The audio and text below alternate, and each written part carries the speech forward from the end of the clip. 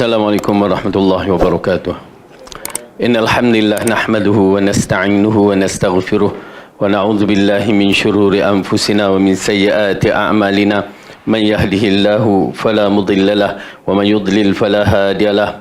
Asyhadu an la ilaha illallah wahdahu la syarika lahu wa asyhadu anna Muhammadan abduhu wa rasuluhu. Amma ba'du, fa inna khairal kalami kalamullah wa khairal huda huda Muhammadin sallallahu alaihi wasallam wa syarral umuri muhdatsatuha wa kullu muhdatsatin bid'ah wa kullu bid'atin dhalalah wa kullu dhalalatin finnar. Alhamdulillah, pertama kita rafa'kan syukur kepada Allah Subhanahu wa taala yang telah menghidupkan kita, yang telah memberikan kita kekuatan dan kesihatan dan petunjuk untuk mengikut Al-Quran dan As-Sunnah, dan kita menjadikan ianya sebagai satu sumber kekuatan kita untuk terus beriman dan beramal. Dan yang paling penting, apabila kita diberikan petunjuk, begitu istiqamahlah kita dengan petunjuk tersebut, kerana kita berada di akhir zaman, perjalanan yang penuh dengan liku-liku, dan perjalanan ini bukan perjalanan main-mainan, kerana segala musibah ataupun perkara-perkara yang tidak baik berlaku pada zaman-zaman dahulu, ya, berkumpul pada zaman sekarang yang menyebabkan memerlukan kekuatan yang begitu dahsyat. Yang ini sudah tentu kekuatan itu adalah seperti mana yang diberikan petunjuk oleh lelaki yang agung. Ya, lelaki yang agung. Siapa dia? Alhamdulillah, nasib baik tak sebut Abuya, ya. Lelaki yang agung Rasulullah sallallahu alaihi wasallam yang memberikan petunjuk kepada kita yang supaya diikuti. Bukan lelaki yang diagung itu hanya sekadar agung begitu sahaja, ya, tetapi agar diikuti dan diagungkan perbuatan arahan-arahan yang telah mendapat keredaan daripada Allah Subhanahu wa taala. Lelaki yang perlu diagungkan mengikut cara yang ketetapan yang ditetapkan oleh Rasulullah SAW itu sendiri. Kenapa? Dilarang mengagungkan selain daripada orang-orang yang berada, terutamanya apatah lagi mereka yang selepas Rasulullah SAW. Sekarang dah ada maulid syekh-syekh pula, kan? Ya, na'udzubillah min zalik, syekh-syekh yang ingin dirinya diagungkan seperti Nabi, syekh-syekh yang nak diangkatkan mereka seperti Nabi. Cukup kita menyaksikan perbuatan yang dibawa oleh Global Ikhwan itu telah merosakkan akidah ummah, ya, satu ummah yang bergenerasi rosak. Na'udzubillah min zalik. Tuan-tuan dan puan-puan, takut kepada Allah dan berjalanlah dengan cara yang betul. Ya, kepada sahabat-sahabat, teruskan istiqamah walaupun cercaan demi cercaan datang. Alhamdulillah, istiqamah kita berada di atas jalan yang betul dan kita tak akan takut cercaan yang mereka berikan. InsyaAllah, mudah-mudahan Allah berikan kita kekuatan dan istiqamah dan kita dapat bertemu Rasulullah SAW di haud nanti. Amin ya rabbal alamin. Baik, kita masuk balik di dalam surah yang kita sedang membicarakan, surah Nuh alaihi salam. Satu surah yang begitu hebat bagi saya bila kita menyaksikan surah ini dan apa yang sedang berlaku pada masyarakat kita di Malaysia ni, ya, tentang Global Ikhwan yang membawa akidah yang na'udzubillah min zalik, ya, kefasadan. Bermula dia cuba menyamakan Rasulullah dengan Abuya ataupun Rasulullah Sayyidi Abuya. Lalu akhirnya kita dapat, ya, maklumat apabila seperti mana yang sahabat-sahabat kita hantar tu, ya, bila dibuat serbuan, dia ambil buku-buku, terdapat tulisan Abuya adalah Tuhan kedua. Na'udzubillah. Ya, kalimah kufur yang keluar, kalimah yang na'udzubillah, hancur ummah. Dengan kefasadan yang begini bukan main-main, kerana dia masalah akidah. Masalah akidah, masalah ibadah pun dah bermasalah, ini kan pula masalah akidah yang mana umat terdahulu dihancurkan disebabkan masalah akidah. Ya. Kerana bila berlaku masalah akidah rosak, semua segala-gala ibadah akan rosak, sosial muamalah akan rosak, segala-gala akan rosak. Na'udzubillah. Dan kita menyaksikanlah apa yang sedang berlaku. Ini kesan daripada pertama kejahilan. Anak-anak tidak diberikan, diinputkan dengan benda-benda yang na'udzubillah, pemujaan terhadap Abuya. Pemujaan pada Abuya kesudahan. Ya, dan akhirnya bila pemujaan itu ghulu, ya, melampaui batas, ini yang dikatakan, ya, kesyirikan berlaku disebabkan orang-orang soleh. Ya, kadang-kadang orang soleh itu tak nak, seperti yang kita akan baca dalam kisah Nabi Nuh ni. ya, tetapi kejahilan dan bisikan-bisikan syaitan yang menyampai kepada orang-orang yang selepas peninggalan orang-orang yang soleh itu akhirnya menyesatkan. Tetapi dalam bab isu Abu Ya ni, ya, ataupun GI Global Ikhwan SB, susah dah nak geram, susah nak sebut, ya. Itu disebabkan syaitan juga rasukan kepada Azura tu kan, ya. Azura lah mastermind dia dalam bab ini, yang menjadi penipu, penjahat dalam kehancuran golongan-golongan ni, ya. Kononnya yaqzah atas nama Rasulullah sallallahu alaihi wasallam. Nampak tak tuan-tuan dan puan-puan, ya, kenapa manhaj ahli sunnah wal jamaah yang mengikut cara Rasulullah itu amat penting. Mereka akan menggunakan nama Rasulullah sesuka hati. Bermula daripada hadis-hadis palsu yang kita lawan, kita tentang penggunaan hadis palsu. Alhamdulillah muncul sahabat-sahabat, ya, ustaz-ustaz yang mempertahankan dengan keilmuan dia, dengan fakta, bukan auta, bukan sembang kari, ya, tetapi dengan fakta yang begitu tegas nak menceritakan bahawa manhaj kita Al-Quran dan As-Sunnah yang sahih, mengikut fahaman 3 kurun terbaik. Penting, ya. Manhaj ini di antaranya Syekh Albani rahimahullah mengatakan, ya, penyelewengan berlaku dalam penafsiran Al-Quran dan As-Sunnah apabila mereka meninggalkan manhaj 3 kurun yang terbaik. Dan kita menyaksikan berapa ramai menggunakan Al-Quran dan As-Sunnah dan tafsir akal, habis agama. Al-Quran sahih, As-Sunnah pun sahihah, tetapi ditafsirkan mengikut akal, hancur ummah. Manhaj, tuan-tuan dan perempuan, bila kita sebut manhaj, salah satu pegangan yang mesti kita ikut. Kerana kalau kita nak selamat, alaikum bisunnati was sunnatil khulafa ar-rasyidin al-mahdiyyin. Taraktu fikum syai'aini lan tudillu ba'dahuma. Aku tinggalkan kepada kamu 2 perkara dan kamu tak akan sesat untuk selama-lamanya. Al-Quran dan As-Sunnah, sunnah Rasulullah. Kemudian Rasulullah katakan, alaikum bisunnati, hendaklah kamu di atas jalanku dan jalan khulafa ar-rasyidin al-mahdiyyin, yang mendapat petunjuk, ikut. Tapi kita rasa tak, macam pergerakan yang disampaikan oleh Rasulullah tak lengkap. Tapi alhamdulillah orang sunnah, orang yang membawa Al-Quran dan sunnah, akidah salafiyah, akidah ahlul hadis, masih tetap bertegas di atas jalan manhaj yang betul ini, ya. Mereka tidak menggunakan nama Rasulullah sesuka hati. Mereka menggunakan nama Rasulullah seperti mana yang termaktub di dalam kitab, termaktub di dalam manhaj aqidah ahli sunnah wal jamaah. Ni dia sahabat-sahabat sunnah kita. Addu alaihima bin nawajis, pegang, gigit. Maksudnya kita pegang Quran dan sunnah mengikut fahaman 3 kurun yang terbaik. Jangan berganjak. Manhaj kita dah mula mengangkatkan diri kita, ya, mengangkatkan diri kita menjadi orang yang berakal. Kalau tidak, dia akan ikut. Kita saksikan, bila mereka kita halang daripada menggunakan nama Rasulullah sesuka hati, mereka nak guna juga. Nampak tak penyelewengan? Nak guna juga. Mula mereka menggunakan yaqzah atas nama bertemu Rasulullah. Tak cukup pada tu bermimpi bertemu dengan Rasulullah. Apa lagi dia nak guna? Nak guna kalau boleh ada je capal Rasulullah. Apa lagi dia nak guna? Ini kuda keturunan kuda Rasulullah. La ilaha illallah. Sakit jiwa kita.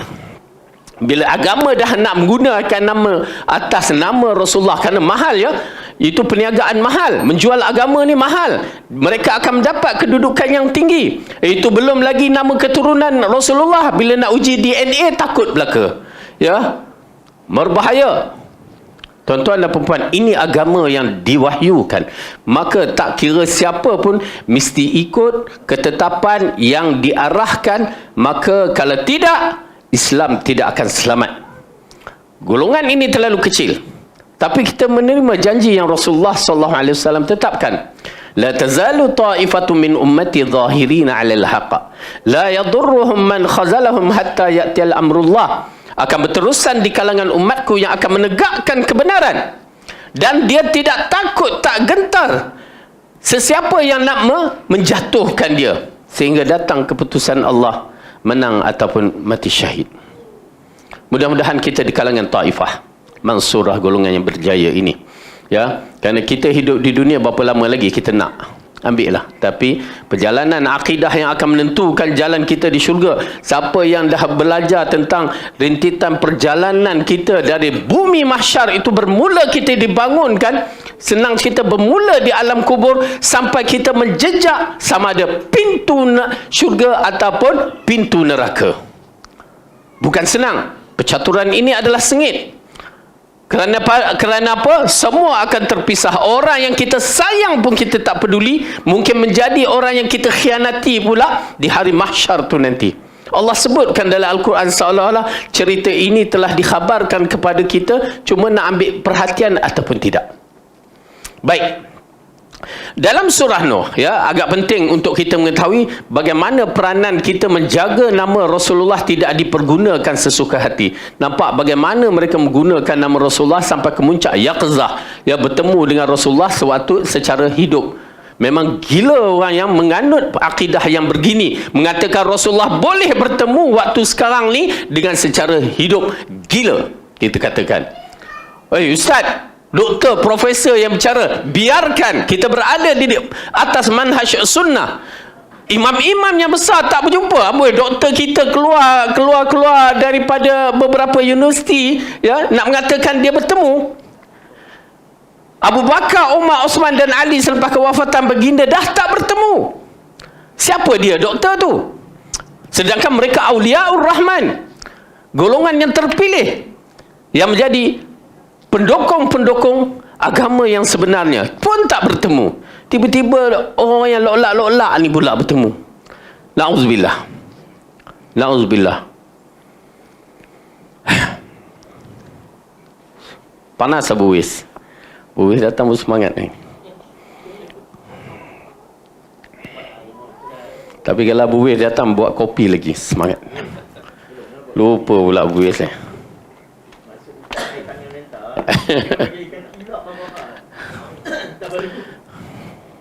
Baik, kita sambung balik. Kisah Nabi Nuh memang kisah sebiji apabila generasi, ya, generasi demi generasi dikosongkan minda mengikut petunjuk ilahi, bahkan menggunakan akal seperti mana yang dibuat oleh Global Ikhwan terhadap anak-anak kecil itu. Ya, generasi yang ketiga keempat itu dikosongkan, hanya input dia abuya. Ya, sebiji. Dan mereka generasi kaum Nabi Nuh setelah beberapa generasi yang dikatakan 1000 tahun al-aqidah yang betul, lepas itu bermula kerosakan minda mereka. Dan melihat ini yang penting, kita sebagai pemimpin, ayah, keluarga, ketua keluarga, supaya dilakukan ibadat mengikut petunjuk Ar-Rahman, petunjuk wahyu, supaya anak yang tengok dia tak kaitkan, ayah aku buat begitu jadi aku ikut. Ya, berbahaya. Jadi kita yang faham kepada Quran dan As-Sunnah, biar amalan kita bertepatan dari sudut apa juga, terutamanya masalah akidah, mesti mengikut manhaj yang telah ditetapkan oleh Allah Subhanahu Wa Taala. Kerana penentu syurga neraka pada akidah kita. Fa in amanu bimithli ma amantum bihi faqad ihtadaw. Jika mereka itu beriman seperti mana kamu wahai Muhammad dan para sahabat beriman, mereka mendapat petunjuk. Ya.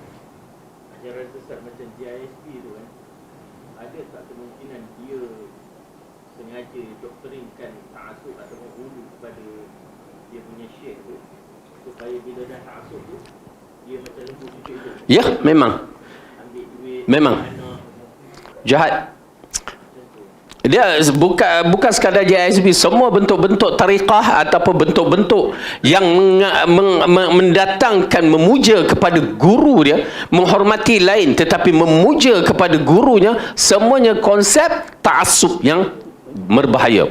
Diikuti jika di kalangan mereka berbai'ah, lagi berbahaya. Kita tak faham berbai'ah apa tu, tetapi bagi kami yang belajar, bila dengar berbai'ah, berbahaya. Kerana bai'ah hanya berada di pimpinan negara Islam sahaja.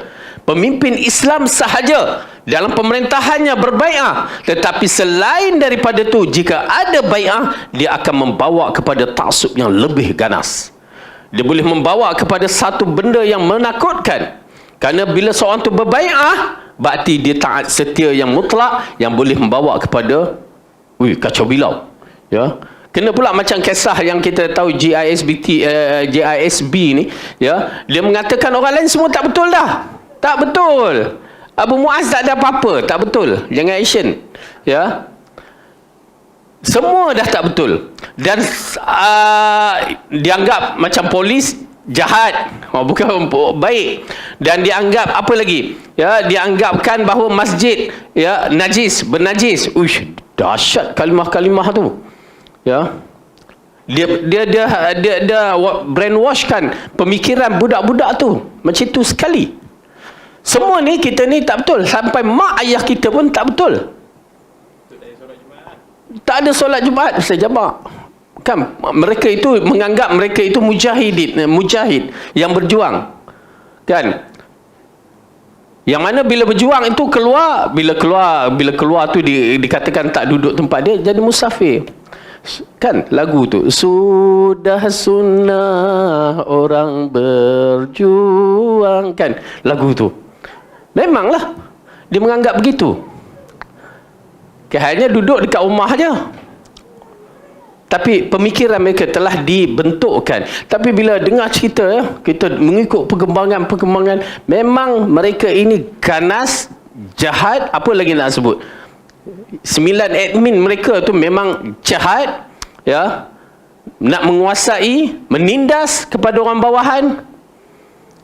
Dahlah begitu, bila ditahan, diarahkan baca Fatihah, dengar cerita, ya, melalui orang yang ni, tak boleh, bacaan tak baik.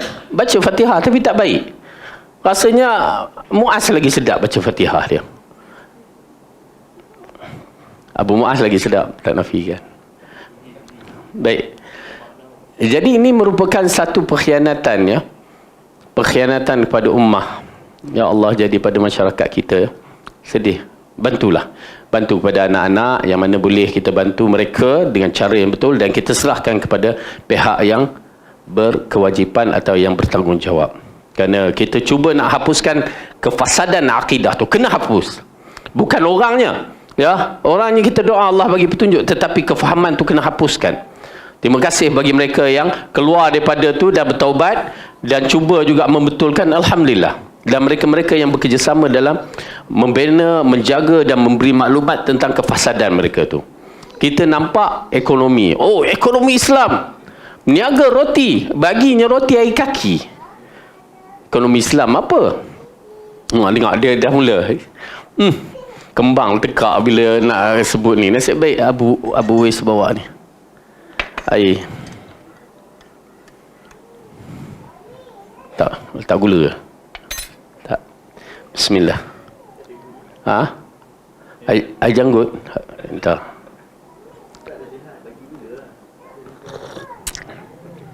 Alhamdulillah. Okey. Baik, sekarang kita akan bicarakan. Saya mengharapkan bila kita membicarakan surah ni, tergambar pergerakan-pergerakan, ya, masyarakat kaum Nabi Nuh, yang mana memang kebodohan mereka satu dan kefahaman mereka terhadap macam mana orang-orang pengikut Abuya ni mengagungkan Abuya tu melampaui batas. Ya, boleh faham tu. Dan kita tahu bila orang beriktikad macam itu, dia akan mempertahankan, akan memperlecehkan. Baik, kita lihat. Kita sambung. Dalam pelajaran yang lepas, Nabi Nuh alaihi salam telah memberitahu kepada Allah tentang bagaimana cara dia membuat dakwah dengan berbagai-bagai bentuk jalan yang disampaikan, tetapi masih lagi kaumnya tidak menerima dakwah tersebut. Dan kita, satu kewajipan bagi kita yang boleh menggunakan alat-alat teknologi, gunakan untuk dakwah. Dan para ustaz kena korbankan diri juga dalam siri berdakwah. Kerana manhaj Quran dan Sunnah mendapat tempat sekarang ini. Orang tengok, orang mempercayai. Orang tengok, ya, alhamdulillah, jazahumullah khairan kasira kepada Mufti Perlis yang mengisytiharkan tentang kefasadan mereka ini. Mendapat tempat. Kenapa? Muncul yang membangkitkan isu ini, ya, berkaitan dengan rosaknya jenayah masyarakat kita ni melalui dia. Melalui majlis fatwa dia, Dan alhamdulillah kesan dari istiharkan itu, akhirnya kita lihat apa yang berlaku, terbongkar kejahatan itu.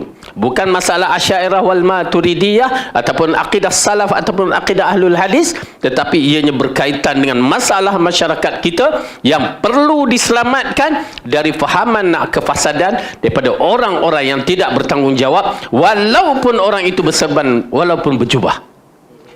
Kena. Ya. Baik, kita lihat bagaimana Nabi Nuh AS telah menyampaikan bagai-bagai bentuk cara teknologi siang dan malam. Ini urusan dakwah. Dah bagus dah lagu tu mengatakan perjuangan memang begitu tabiatnya. Kurang makan, kurang minum, kurang kawan, ya, tapi tak kurang hajar dengan Allah Subhanahu Wa Taala. Perjuangan memang begitu tabiatnya. Rasulullah dalam siri dakwahnya di permulaan di Mekah, bagaimana dia dihina. Bukan sekadar dihina, dia letakkan beberapa perkara yang mengotorkan baginda sallallahu alaihi wasallam di waktu sujud. Berbagai-bagai cara orang cuba nak jatuhkan Rasulullah, nak membunuh Rasulullah sallallahu alaihi wasallam, tapi dia ada Allah. Ini di antara penting. Tuan-tuan dan perempuan kena mantap dalam bab mengagungkan Allah dalam diri kita. Saya nasihat kepada diri saya dan kita semua, bila kita membicarakan terhadap kalimah Allah ataupun kalimah Rabb, minda kita dah tergambar satu kekuatan yang agung. Selagi tak ada dalam itu yang jadi macam, bila dia tak nampak Allah itu agung, dia nampak abuya, fasid. Tapi kita jadikan dalam akidah kita agung, kerana kita dah baca banyak kali dalam surah Al-Anfal ayat yang kedua tu, orang mukmin ni bila menyebut kalimah Allah tu dah ada perasaan kegerunan dia, keagungan dia dalam jiwa. Yang saya katakan keagungan, kegerunan, keagungan, kecintaan, apa lagi yang nak diserapkan dalam bentuk pengabdian kita kepada Allah. Kena ada. Kalau tak ada, memang masalah akidah kita. Itu pasal kita boleh bermain-main dengan kalimah Allah sesuka hati kita. Jangan. Kerana ia adalah sumber inspirasi kita untuk terus bergerak mengagungkan satu kalimah yang agung. Bagi saya beriman terhadap Allah. Percaturan ini adalah percaturan sengit yang membina balik syakhsiah kita menjadi generasi yang terbaik. Kalau kita pun sebut kalimah Allah tak ada, orang yang lain ingat ada ke? Takkan ada punya. Kalau kita menyebut kalimah Allah tak ada rasa kegerunan, mereka menyebut kalimah abuya menjadi keagungan mereka. Nampak tak? Beza tak? Mereka menyebut abuya dengan perasaan rindu. Kita sebut Allah pun tak ada perasaan rindu. Itu masalah akidah kita. Ketauhidan kita tak jelas. Mereka bila sebut abuya tu dia perasaan rindu, dendam, sehingga mengatakan, ya abuya tolonglah kami, ya abuya tolonglah kami. Ya, sedangkan kita bila menyebut kalimah Allah tak ada pula rasa satu keagungan Allah bakal menolong kita. Nauzubillah. Akidah kita bermasalah yang perlu diperbetulkan. Oleh kerana tu, ya, kita mengharapkan untuk diri kita berlatih. Berlatih bila dengar, bila cukup dengar kalimah Allah tu dah mula ada perasaan sedikit. Kalau tak, tuan-tuan dan perempuan, macam mana kita nak bimbing mereka? Kita sendiri tak merasakan kemanisan beriman kepada Allah. Keyakinan kita. Tu pasal bila kita kata berdoa kepada Allah misalan, kita berkata tu dengan keyakinan jiwa kita bahawa Allah tempat kita, mengharap dia akan mustajabkan permintaan kita. Seperti mana mereka yang menganggap abuya tu menolong, kita menganggap Allah tu menolong. Kena. Jangan kata ala waswa Allah tolong ke? No. Allah akan berikan kebaikan kepada hambanya. Bila dia cipta, maka diberikan terbaik kepada hambanya. Cuma kita je keyakinan tu tak ada. Baik. Dalam siri dakwah yang disampaikan oleh Nabi Nuh AS, lalu Nabi Nuh mengatakan kepada kaumnya satu kalimah yang cukup cantik. Apabila Allah sebutkan dalam ayat yang kita ambil ulang kaji sikit. A'udzubillahi minasyaitanirrajim. Ayat yang ke-10. Faqultu astaghfiru rabbakum innahu kana ghaffara. Maka aku katakan kepada mereka, mohonlah keampunan kepada Tuhanmu, sesungguhnya dia adalah maha pengampun. Tuan-tuan dan perempuan, al-istighfar, memohon keampunan hanya milik Allah. yang mampu untuk memberi. Tuan-tuan dan perempuan faham tak bagaimana mereka ni memohon istighfar melalui orang-orang tertentu yang dibuat oleh kaum Kristian, ya, memohon keampunan melalui rahib-rahib pergi dekat bilik tertentu dekat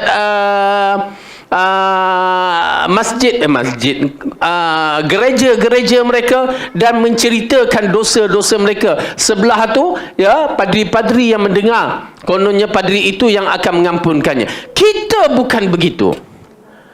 Kita adalah umat yang terus direct kepada Allah. Apa juga dosa yang kita lakukan, kita direct kepada Allah untuk dihapuskan. Masalahnya apabila kita tidak yakin Allah itu yang akan mengampunkan kita, maka kita beristighfar pun ala kadar. Dan orang yang pula yakin kepada Allah tu, itulah masalah bila agama ni, dia memang agama ni bersifat mesti mengikut cara Rasulullah. Kalau tidak, dia akan jadi kurang ataupun melampaui batas. Nak beristighfar dengan cara yang telah ditetapkan oleh syarak, kita tidak ada pilihan dalam bab ini. Kerana agama ini telah sempurna. Allah telah turunkan agama ini kepada Rasulullah, telah sempurna sehingga dikatakan dalam firman-Nya, al-yawma akmaltu lakum dinakum wa atmamtu alaikum ni'mati wa raditu lakumul islam madina. Allah dah istiharkan agama kita yang Rasulullah bawa itu sempurna dan Allah telah redha. Kita tidak ada pilihan. Maka istighfar pun kena ikut cara yang ditetapkan oleh syarak. Lafaz-lafaz istighfar begitu banyak, tetapi nak juga cara yang lain dari syarak, itulah puncanya. Zikir-zikir pun dah kita bicarakan, ya, yang ditetapkan oleh syarak sempurna. Masalah kita merasakan tak sempurna. Kita katakan tok guru kita lebih alim daripada Rasulullah. Itulah punca pengkhianatan di antara pengkhianatan agama. Macam saya katakan, bila Rasulullah SAW mengatakan, rumah yang dibacakan jangan jadikan rumah kamu seperti kubur. Rumah yang dibacakan surah Al-Baqarah, syaitan tidak akan masuk ke dalamnya. Kita kata, alamak Rasulullah surah Baqarah, dah lah kamu tak belajar baca Quran. Lepas tu kamu komplain pula dah satu bab, ya. Lepas tu dia kata, ambil bomoh. Ambil bomoh, senang. Apa dia? Garam, air, apa dia? Lada hitam, bunga, apa lagi? Bunga cengkeh ada, tak ada? Kayu manis ada. Ambil daun kari ala gapas senang. Kita tak boleh nak terima Rasulullah. Itulah masalahnya.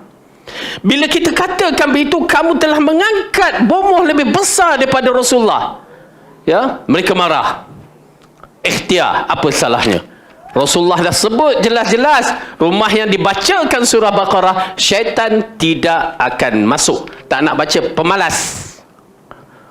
Begitu juga dalam zikir-zikir yang Rasulullah terangkan. Zikir-zikir Rasulullah telah sempurna. Kita ambil atuk guru saya kata, ya Allah, Rasulullah. Kita katakan Rasulullah yang berkata, tak, tok guru saya kata, kamu tak tahu tentang ini. Kami ahli tarikat, ahli ma'rifat, ahli apa lagi? Ya, ahli bid'ah. Bila Rasulullah kata la ilaha illallah, tak, dia kata hu. Apa ni, ya? Kamu angkat Rasulullah ke siapa? Bila Rasulullah kata subhanallah wa bihamdih subhanallahil azim, tak nak lain juga. Who are you? Oh, speaking sikit. Ya, kita boleh nampak tak bagaimana mereka tak nak Rasulullah punya zikir, tak nak juga kelainan dia. Mereka tak belajar ke kisah yang berlaku pada zaman Abdullah ibn Mas'ud masih wujud dan zaman Abu Musa Asy'ari yang datang ke Kufah nak berjumpa dengan Abdullah ibn Mas'ud. Abu Musa singgah ke masjid dan menyaksikan kelompok yang berzikir dengan cara yang mereka tak buat di zaman Rasulullah. Mereka tak baca ke hadis ini? Baca, tapi tak ada pasal hadis ni menghalangkan zikir-zikir selain daripada Rasulullah. Tuan-tuan dan perempuan, ini wahyu, bukan akal. Apabila mereka, Abu Musa Asy'ari menyaksikan, dia tak nak tegur. Takutlah Abdullah ibn Mas'ud. Dia ada hadis yang menceritakan, ya, hidup zaman Rasulullah, Abu Musa Asy'ari mungkin tak dapat hadis tersebut. Lalu dia tunggu. Lalu bila Abdullah ibn Mas'ud keluar, terkejutlah Abu Musa Asy'ari datang. Lalu Abu Musa Asy'ari menceritakanlah, kenapa kamu tak tegur? Lalu dikatakan, aku takut kamu yang membenarkan perbuatan tu. Lalu pergi tengok. Nampak tak manhaj ahli sunnah begitu teliti, ya, daqiq. Apa nak sebut bahasa Arab daqiq tu? Ya. Tajam. Kan. Juga tajam, tak apa. Teliti sangat-sangat, ya. Itu lagu nasyid Abuya tu, ya. Begitu teliti. Apabila Abdullah ibn Mas'ud nampak mereka cara berzikir, sebutan dah cantik, subhanallah, alhamdulillah, Allahu akbar, ya, cantik dah, tetapi cara. Lalu Abdullah ibn Mas'ud mengatakan, apa yang kau orang buat ni? Perbuatan korang yang buat ni tak pernah kami buat di zaman Rasulullah sallallahu alaihi wasallam. Itu dia manhaj kita. Kembali kepada zaman silam, zaman wahyu. Lalu mereka mengatakan, ya Aba Abdurrahman, kami tak buat melainkan kebaikan. Akal mereka berfungsi untuk mengatakan siri agama, kebaikan itu datang daripada otak. Berbahaya. Agama bukan otak. Bila otak masuk, begitu keadaannya. Apa salahnya? Apa salahnya? Berbahaya. Agama bukan kaedah dia, apa salahnya? Agama program wahyu, as-sam'u wa ta'ah, dengar dan patuh. Akhirnya, ya, mereka menentang Abdullah ibn Mas'ud dan juga Abu Musa Asy'ari. Mereka tinggal dalam keadaan kasar, biadab terhadap para sahabat. Perawi hadis menceritakan, ya, saya agak tertarik dalam bab ini. Bab zikir, kalimah dah betul, cara tak betul. Akhirnya mereka menjadi khawarij. Anjing di kalangan anjing neraka. Tu dia, bab zikir je. Ini kan pula zikir dah cantik, la ilaha illallah, nak hu juga. Terus terang. Geram, yang bercakap tu, ya. Hu, siapa kamu nak membicarakan agama begitu? Oh, Tok Guru saya. Siapa Tok Guru kamu? Adakah mereka diprogramkan wahyu oleh Allah? Melainkan syaitan telah membisikkan, mengajar zikir yang tidak ditetapkan oleh Rasulullah sallallahu alaihi wasallam, tidak ada dalam ciri yang dikatakan al-yauma akmaltu lakum dinakum. Maka ingat, daripada zikir yang begitu akan muncul golongan-golongan khawarij. Nauzubillah min zalik. Okey, jadi kita minta lindung kepada Allah, ya, kita minta lindung kepada Allah daripada kefasadan, ya, kefasadan akal-akal manusia yang cuba masuk dalam bab agama. Baik, dalam ayat ini, faqultu astaghfiru rabbakum innahu kana ghaffara. Nabi Nuh mengatakan, mohonlah keampunan kepada Rabb. Kalimah Rabb digunakan. Dan saya mengarahkan kepada kita semua, bila disebutkan kalimah Rabb, berarti lepas tu ada perkara-perkara yang mana manusia, makhluk Allah selain daripada Allah tak mampu untuk melakukannya. Yakni Allah itu sahaja yang boleh menghapuskan dosa kita. Okey? Allah sahaja. Tak payahlah, ya, kita kata orang tu boleh menghapuskan, Tok Guru boleh menghapuskan. Tak adanya. Yang boleh menghapuskan hanya milik Allah. Innahu kana ghaffara. Ya, apabila disebutkan innahu kana ghaffara, subhanallah, ya, sesungguhnya dia Maha Pengampun. Dia Tuhan yang Maha Pengampun. Datanglah bertemu dengan Allah kalau kita berdosa di siang hari. Datang bertemu dengan Allah di malam hari. Dia membuka pengampunannya di malam hari. Bagi orang yang melakukan dosa di malam hari, Allah buka pengampunannya di siang hari. Hadis masyhur, ya. Kenapa tak nak datang? Itu masalahnya. Kalimah yang digunakan ghaffara, yakni kemuncak pengampunannya. Kemuncak, saya tak boleh nak terangkan, tapi saya beriman dengan Asmaul Husna ini semua bersifat infinity kehebatan dia. Pengampunannya begitu dahsyat. Kalau 100 yang lelaki yang telah membunuh 100 orang tu, Allah buka pengampunan dia. Kabair sebanyak 100 kabair. Dosa-dosa besar. Kita agak-agak ada ke kabair? Na'udzubillah ya. Alhamdulillah rasanya tak ada lah. Rasanya. Wallahualam, minta Allah ampunkan dosa kita. La ilaha illallah. Ya, begitu sekali Nabi Nuh menyampaikan, mintalah pengampunan kepada Allah. Kemudian Allah mengatakan dalam ayat ni, bila kita meminta pengampunan kepada Allah, apa berlaku? Di antaranya, yursilis samaa'a 'alaikum midrara. Nescaya dia akan mengirimkan hujan kepadamu dengan lebat. Kerana apa? Kerana bila hujan itu turun, mendatangkan kebaikan kepada masyarakat ataupun tempat itu. Ingat tak satu ketika dalam tahun berapa ya, waktu tu Baitul Salam di Makoba ya, di mana hujan turun dengan lebatnya di Selangor, tetapi dam tak ada air. Dahsyat. Kalau sampai tahap begitu, hujan turun dengan lebat tapi air tak masuk dalam takungan, berbahaya. Lalu ini disebabkan dosa-dosa kita ya, kerana mencanggahi adat biasa. Lalu bila berlaku begitu, kita kena faham, kena rujuk kepada Allah, kerana dia bercanggah adat biasa. Selalu hujan turun, dam penuh air. Tapi kali ni air tak masuk. Ya, maka kembali kepada Allah, kaedah dia kembali kepada Allah. Okey. Kemudian Allah mengatakan, wa yumdidukum bi amwalin wa banina wa yaj'al lakum jannatin wa yaj'al lakum anhara. Dan Allah akan memperbanyakkan harta dan anak-anakmu, dan mengadakan untukmu kebun-kebun, dan mengadakan pula di dalamnya untukmu sungai-sungai. Okey. Jadi ayat ni menceritakan, jika siapa yang nak banyakkan harta, banyakkan anak, ya, istighfar.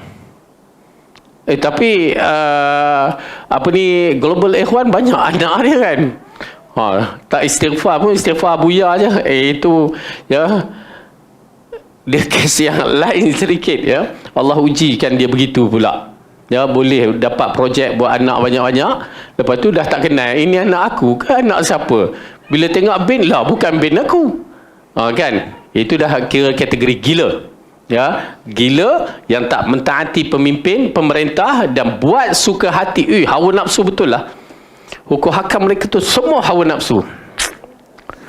Minta pihak berkewajipan tu cek ya, pasal isu makin lama makin menarik ya, dia keluar ya, yang kahwin sampai 5 tu, yang dekat Sarawak tu.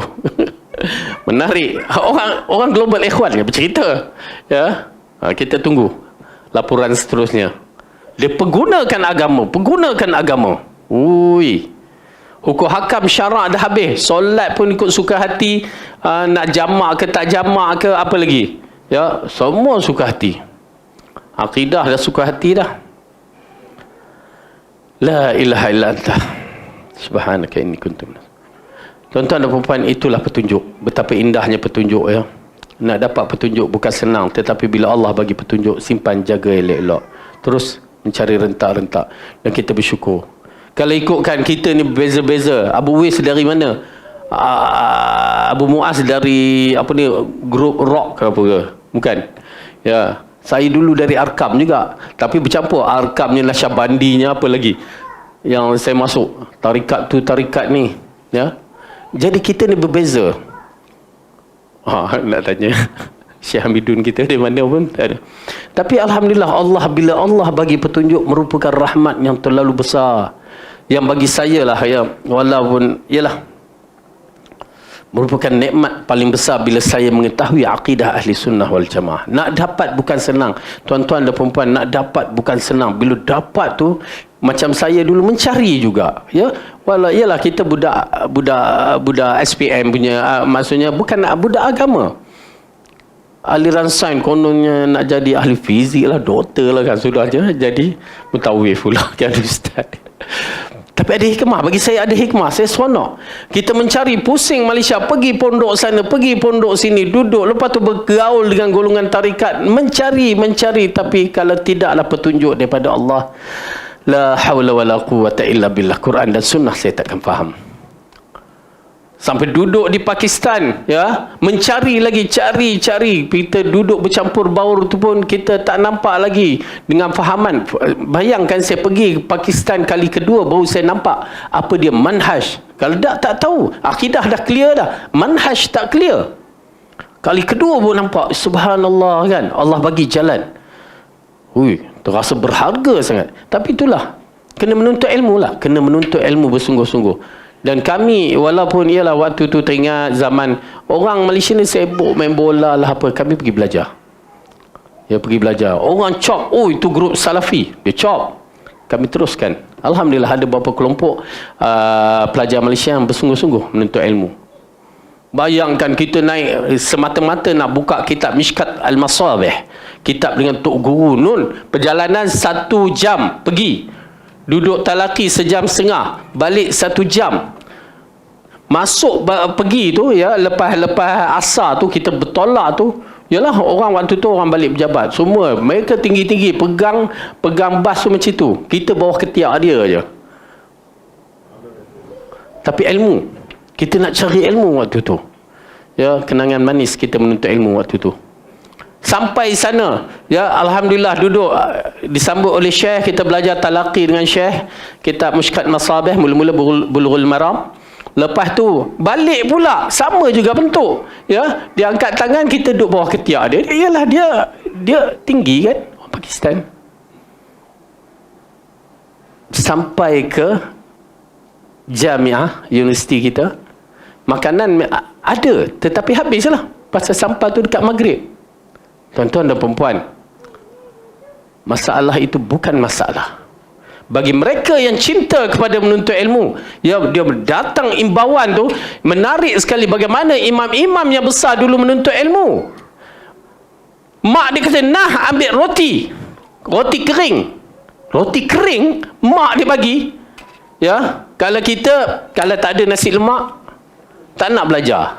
Tak ada Maggi, tak nak belajar. Ni, ambil roti kering. Pergi menuntut ilmu. Kat mana dia cicah? Tak ada kopi yang macam Abu Wais buat ni. Tak ada teh tarik. Dia kepaknya pergi Sungai Dajlah, dia celup, dia makan. Untuk lembutkan. Dan Masya Allah, apa keluar? Ilmu keluar. Tu cara. Di antara adab menuntut ilmu, ada kesungguhan. Kami balik-balik, makanan habis. Roti, biasa roti. Tak apa. Ya, saya imbauan kerana kami grup kan. Balik, Allah, tak ada makan. Makanlah apa yang ada, bukan najis pun kan. Sisa-sisa orang Pakistan ni kadang-kadang dia tak makan tepi tu, budak-budak lah jenis makan tengah kan, ya. Maka kita ambil tepi tu, ambil. Ada kuah, okey, tanya ada kuah, dah habis dah, kata. Okay, tak. Tapi bila dah beberapa kali pihak tertentu nampak kita balik tak ada makanan kan, kita balik tak ada makanan. Kali ni bila balik, dia bersedia. Okey, mai ambil makanan. Mereka simpan untuk kita.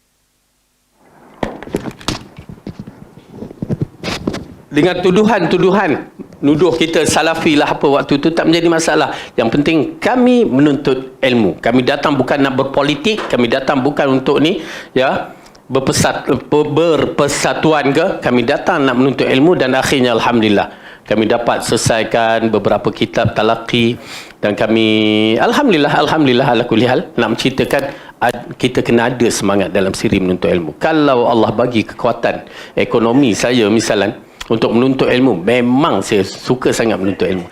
Terasa kemanisan menuntut ilmu. Ya. Pasal kita, ya, kena datang bersungguh-sungguh menuntut ilmu. Nak dapat ilmu bukan mudah. Yang Imam Syafi'i gariskan panduan, di antaranya masalah masa, di antaranya makan minum yang tak terjaga, itu memang berlaku. Sehingga kan di waktu kematian Imam Bukhari dikatakan, bila doktor tu kata dia ni macam tak pernah makan daging, ya.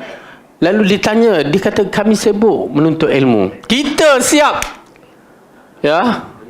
Lepas ni kita pergi kedai mana nak makan, tu dia kita, ya. Diuji dengan handphone waktu menuntut ilmu. Sibuk dengan handphone juga. Dulu waktu menuntut ilmu ngantuk, kan? Tetapi kali ni berujian tentang situ pula. Dan manusia terus lalai dengan apa yang mereka miliki. Dan ingat tuan-tuan dan perempuan, kita akan berhadapan masalah di depan Allah bila kita tak ada ilmu, ya. Kita masih mengikut-ngikut, jangan terkejut kedudukan kita nanti di depan Allah amat hina. Allahu Akbar, ya. Allahu Akbar. Okey, betulkan diri kita, cara menuntut ilmu dan kesungguhan dalam siri menuntut ilmu. Walaupun kita berada di alam maya, bersungguh-sungguh. Tak nafilah kalau berada di alam maya tu lain sedikit. Yang menuntut ilmu mungkin nasi lemak, karifah ada depan, itu terpulanglah. Tetapi fokuskan juga ilmu. Ya, kita membeli syurga Allah di antaranya dengan menuntut ilmu. Okey. Ayat ini pula menceritakan apabila dah diterangkan, Allah mengatakan, dan memperbanyakkan harta dan anak-anakmu, dan mengadakan untukmu kebun-kebun, dan mengadakan di dalamnya untukmu sungai-sungai. Nak menceritakan bagaimana bila seorang tu istighfar akan muncul perkara-perkara yang menakjubkan. Kena faham, ya, dalam sistem agama kita ni dia ada benda-benda yang dikatakan akal tak logik, tetapi kelogikannya ada. Bila sistem kita 10 tolak 1 tinggal 9. Tetapi dalam sistem agama kita, ya, apabila seorang tu bersedekah 10 tolak 1, dia jadi 700. Ya, 1 tu dia jadi 700. Ini agama kita. Ya, tabiat agama kita berbentuk begitu. Oleh kerana tu menginfak, bersedekah dan perkara-perkara yang dikaitkan, ya, tentang agama kita ni amat penting kita faham. Bersedekah, bantu, macam Baitus Salam yang telah menyebarkan akidah ahli sunnah wal jamaah, manhaj Quran dan sunnah, bantu. Kenapa tidak? Kerana mereka menyambung risalah para nabi yang perlu kita bantu sama-sama. Dan dalam ayat ini juga mengingatkan kepada apa? Kepada kita bahawa bila kita banyak istighfar, Allah akan mengadakan kepadanya harta, anak-anak, dan mengadakan untukmu kebun-kebun, dan mengadakan di dalamnya untukmu sungai-sungai. Ya, dijadikan sebuah negara itu bertambah-tambah kebaikannya. Oleh kerana itu, di antara zaman yang begitu dahsyat disebutkan dalam siri pemerintahan Islam adalah zaman Umar Abdul Aziz. Yang dikatakan Umar Abdul Aziz mengatakan, jika berlaku seekor keldai jatuh di hujung kota ini, di atas jalan raya, maka Umar lah akan bertanggungjawab di depan Allah. Tu dia. Jika ada burung-burung mati kelaparan di tengah-tengah hutan, maka Umar akan bertanggungjawab di depan Allah. Subhanallah. Ni dia cara dia. Zaman yang dikatakan nak bagi zakat pada siapa pun tak tahu. Subhanallah. Dan peristiwa ni akan berulang satu ketika nanti. Baik, kemudian kita lihat Allah berfirman di dalam ayat yang ke-13, "Malakum la tarjuna lillahi waqara." Mengapa kamu tidak percaya akan kebesaran Allah? Subhanallah. Tuan-tuan dan puan, apa saya nak sebut, ya? Saya faham bahasa Arab dan saya begitu gerun dengan kalimah ini. Ya, kenapa? Kerana subhanallah, ya, Nabi Nuh mengarahkan berharaplah kepada Allah, kerana mereka mengharap kepada berhala-berhala yang mereka sembah tu. Seperti mana grup-grup GISB itu berharap kepada Abu Ya. Boleh faham tak connection akidah ni, ya? Dia bila berharap dengan Abu Ya bukan sebarangan pengharapan mereka ni. orang-orang yang menyembah berhala ni, dia berharap sungguh-sungguh sampai mengalir air mata, air hinguh dia ke apa ke mengalir, dan bagi korban apa saja untuk berhala mereka. Tu dia. Lalu Nabi Nuh kata, kenapa kamu tak harap kepada Allah? Bila sebut kalimah Allah, itu yang saya katakan, bila sebut kalimah Allah, satu super power yang begitu dahsyat. Nabi Nuh berbicara begitu dan kita faham begitu. Lainnya, kalau siapa yang faham dengan kalimah Rabb, kalimah Allah tu, bila disebut dia tergambar berbagai bentuk kehebatan Allah, keagungan Allah, kerinduan kepadanya, berbagai-bagai. Saya nak kita faham begitu. Kalau tak, iman kita tidak berfungsi. Subhanallah, ya. La ilaha illallah. Nabi Nuh alaihissalam. Okey, kita terus. Apa dikatakan lagi, ya? Malakum la tarjuna lillahi waqara wa qad khalaqakum atwara alam tarau kaifa khalaqallahu sab'a samawatin tibaqa wa ja'ala al-qamara fihinna nuran wa ja'ala asy-syamsa siraja wallahu ambatakum minal ardi nabata thumma yu'idukum fiha wa yukhrijukum ikhraja wallahu ja'ala lakumul arda bisata litasluku minha subulan fijaja. Mengapakah kamu tidak percaya akan kebesaran Allah? Subhanallah, ya. Padahal dia sesungguhnya telah menciptakan kamu dalam beberapa tingkatan kejadian. Tuan-tuan dan perempuan, zaman itu maklumat diterangkan tentang kejadian kita di dalam rahim ibu. Dahsyat. Nampak tak bagaimana ya pemikiran itu dibuka minda. Itu pasal saya mengatakan Al-Quran bukan sebarangan. Bila diturunkan 1400 tahun yang silam berkaitan dengan banyak perkara yang saintis mengakui. Sedangkan waktu itu siapa? Di antaranya macam Abdullah bin Mas'ud, pengembala kambing. Ya, di kalangan Ansar bertani, ada yang berniaga, ada yang hamba. Tetapi bagaimana Al-Quran membuka minda? Hanya kerana beriman kepada Allah dengan cara yang betul. Subhanallah, ya. Nabi, ini yang saya agak tertarik juga. Kaum Nabi Nuh ni macam mana sebenarnya? Yang menjadi isu sekarang dikatakan dijumpai beberapa perkara yang menghairankan. Tapi nak dapat kepastian juga. Teknologi di zaman Nabi Nuh bukan sebarang teknologi. Itu pasal Allah hapuskan dengan begitu dahsyat, dikatakan begitu. Teknologi di zaman Nabi Nuh dikatakan teknologi yang dahsyat. Disebabkan apa? Disebabkan Adam diciptakan dan diberikan maklumat nun di atas langit sana. Cuma bila dia turun ke bumi nak mempraktikalkan, mengambil masa, tetapi maklumat yang pada Adam itu bukan sebarang maklumat. Ya. Wa 'allama Adam al-asma'a kullaha thumma 'aradahum 'ala al-malaikah. Dan kami mengajarkan Adam dengan maklumat, nama-nama. Ya, lepas tu diketengahkan kepada para malaikat. Malaikat tak boleh jawab. Qala ambiuni bi asma'i haula'i in kuntum sadiqin. Khabarkan kepada kami, ya, khabarkan kepadaku nama-nama tentang ini jika kamu adalah makhluk yang benar. Semua malaikat tak boleh jawab, tapi Adam boleh jawab. Apa maklumat tu? Ya, dahsyat, bukan sebarangan maklumat.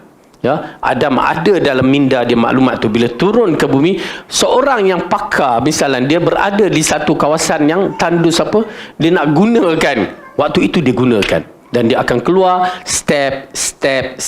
Itu yang jadi perbahasan yang dijumpakan beberapa teknologi di zaman dahulu itu, ya, melalui gambaran-gambaran yang dibuat pada dinding-dinding batu mereka. Dan bahkan saintis waktu pergi ke Bukit Judi, ya, di mana terdamparnya kapal Nabi Nuh, dalam artikel tu mengatakan bahawa mereka menjumpa satu alat seperti bateri kita ni lah, ya. Dan kita boleh gambar selama berapa hari, 40 hari yang dikatakan Nabi Nuh di dalam kapal tu takkan tak ada lampu. Kan? Menarik sekali. Bagi saya satu perkara yang menarik. Dan saya boleh, ialah bila kalimah wa'allama Adam al-asma'a kullaha, Allah yang mengajar Adam, dan bukan sebarang yang mengajarnya. Allah Maha Agung, dia mencipta, dia mengajar Adam dengan program yang begitu dahsyat. Cuma bila dia berada di bumi waktu itu, ya, nak buatkan program tu agak makan masa. Dan berapa lama Adam berada, ya, kehidupan dia dikaitkan 960 tahun. Ya, kerana 40 tahun dibagi. Jadi dalam tempoh 900 tahun, 960 tahun, takkan tak ada kejadian satu produk yang dikeluarkan, ya, sedangkan dia orang yang intelijen, yang cerdik, yang pandai. Itu pasal pada ayat itu sahaja menghapuskan orang-orang yang mengatakan Nabi Adam orang zaman batu yang tak tahu tamadun. Silap. Okey. Jadi tuan-tuan dan perempuan, perkara ini agak menarik. Kenapa? Kalau kita tengok, ya, Allah bagikan ayat ini supaya kita berfikir. Apa dia ayat tadi? Mengapa kamu tidak percaya kebesaran Allah? Kebesaran Allah kamu tak percaya, padahal dia sesungguhnya telah menciptakan kamu dalam beberapa tingkatan kejadian. Ya, dicerita, dia Nabi Nuh menceritakan kepada kaum bahawa Allah telah menjadikan kamu program dalam perut mak kamu tu supaya berfikir. Dan mereka tahu kejadian tu, tapi masih meletakkan ilah mereka, sembahan mereka kepada patung-patung. Kemudian Allah katakan apa? Tidakkah kamu perhatikan bagaimana Allah telah menciptakan 7 langit bertingkat-tingkat? Tuan-tuan dan perempuan, kalimah 7 tingkatan langit dikeluarkan di zaman itu. Dahsyat, ya. Berarti ada teknologi yang menyaksikan kehebatan teknologi yang maha tinggi ini.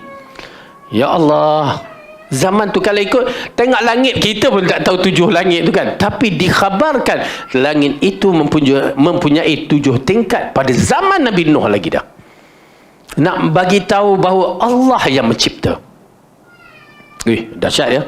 Saya pula tegak bulu rumah bila tengok macam mana kaum tu diterangkan teknologi Allah yang maha hebat ni. Kemudian Allah katakan apa? Dan Allah menciptakan padanya bulan sebagai cahaya dan menjadikan matahari sebagai pelita supaya berfikir. Dia, tuan-tuan dan perempuan, kalimah Al-Quran begitu teliti bila dia mengatakan waja'alal qamara fihinna nura. Nampak kalimah nur? Kalimah nur ini adalah satu, nur adalah cahaya yang sejuk dipandang. Tu nur. Kalau matahari, cahaya yang panas dipanggilkan dia. Itu beza nur dengan dia. Siapa nama? Nur Afendi, Nur Abu Uwais, apa lagi? Ya, Diaul Haq, kan? Cahaya tu. Ya. Jadi oleh kerana itu, tuan-tuan dan perempuan, tak boleh saya tak boleh gambarkan bagaimana berarti kaum Nabi Nuh bukan sebarang kaum. Diterangkan tentang kehebatan supaya berfikir, dan kita juga kena berfikir bahawa kita adalah orang yang terakhir, ya, di zaman mutakhirin ini. Kita termasuk umat akhir zaman, maka jangan biarkan akidah kita rosak dan banyak berfikir tentang kehebatan Allah dan ikut arahan yang seperti mana Allah dan Rasul arahkan. Dan insyaAllah, ya, dengan adanya ayat ini kita dah kenal siapakah kaum Nabi Nuh, siapakah Nabi Nuh, dan siapa Tuhan kita, yang mana Allah mengatakan dalam ayat yang dikatakan, tidakkah kamu perhati bagaimana Allah menciptakan 7 langit bertingkat-tingkat dan Allah menciptakan padanya bulan sebagai cahaya dan menjadikan matahari sebagai pelita. Saya beriman itulah Allah yang menciptanya. Okey, kita berhenti kat sini dulu. Wallahu a'lam bisawab. Yang baik itu datang daripada Allah, salah silap daripada saya sendiri. Aqulu qawli hadza wa astaghfirullahu li wa lakum. Wassalamualaikum warahmatullahi wabarakatuh. Astaghfirullah.